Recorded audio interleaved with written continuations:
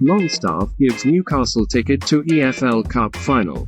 Newcastle faced Southampton in the second leg of the Carabao Cup semi-final at the St James Park. The winner of this match earned a ticket to the final of the English competition. Howe's side won this meeting 2-1 thanks to a brace from Sean Longstaff. Longstaff's first half strikes ensured Eddie Howe's side finished the job after winning 1-0 in the first leg last week.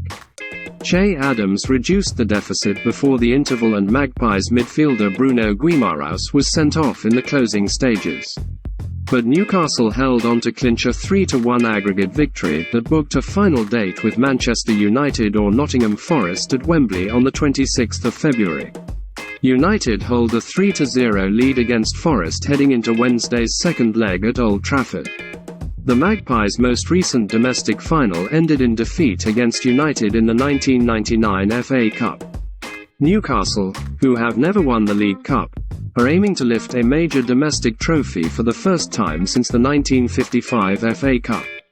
Their last major silverware in any competition came in the 1969 Intercities Fairs Cup. On a cathartic night for Newcastle after decades of suffering, it was fitting that Longstaff, a boyhood Magpies fan, should be the one to send them to Wembley. With Newcastle legends Alan Shearer and David Ginola joining the celebrations in the stands, raucous Magpies fans were ready to keep the party going all night long in the football-crazy city's big market and quayside bars. Revitalized by Howe's astute leadership and the financial muscle of a largely Saudi-backed ownership group, a club once regarded as the laughing-stock of the Premier League can finally hold their heads high.